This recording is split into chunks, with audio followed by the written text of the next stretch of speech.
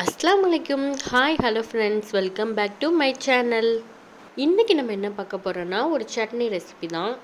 ரொம்ப easy and குயிக்காக ரொம்ப டேஸ்ட்டாகவும் இருக்கும். கண்டிப்பாக ட்ரை பண்ணி பாருங்கள். இன்றைக்கி நம்ம தக்காளி சட்னி பார்க்க போகிறோம். அதுக்கு ஒரு கடாயில் நல்லெண்ணெய் ஊற்றிட்டு கடலைப்பருப்பு உளுந்தம்பருப்பு ரெண்டும் போட்டுக்கலாம்.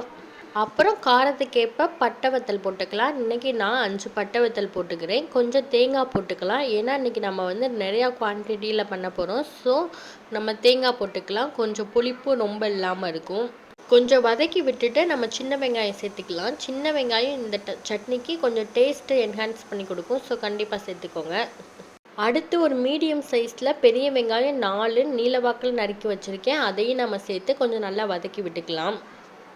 புதினா கொஞ்சம் சேர்த்துக்கோங்க. புதினா கண்டிப்பாக அந்த சட்னிக்கு சேர்த்து பாருங்கள். புதினா சேர்த்து செய்கிறப்ப ஒரு டேஸ்ட்டாக இருக்கும் சட்னி. புதினா சேர்க்கலைன்னா அது ஒரு டேஸ்ட்டாக இருக்கும். ஸோ கண்டிப்பாக புதினா சேர்த்து ட்ரை பண்ணி பாருங்கள். அதுக்கப்புறம் கொஞ்சம் மல்லித்தழை சேர்த்துக்கலாம். இனி எல்லாத்தையும் சேர்த்து நல்லா வதக்கிடலாம்.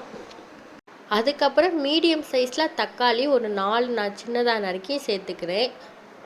உங்களுக்கு இஞ்சி டேஸ்ட்டு பிடிக்கும் அப்படின்னா ஒரு சின்ன 2 பீஸ் அளவுக்கு மட்டும் இஞ்சி சேர்த்துக்கோங்க. இன்னும் நல்லாயிருக்கும் டேஸ்ட்டு. அதுக்கப்புறம் தக்காளி நல்லா வதங்குற மாதிரி இந்த மாதிரி குத்தி விட்டு நல்லா வதக்கி விடுங்க.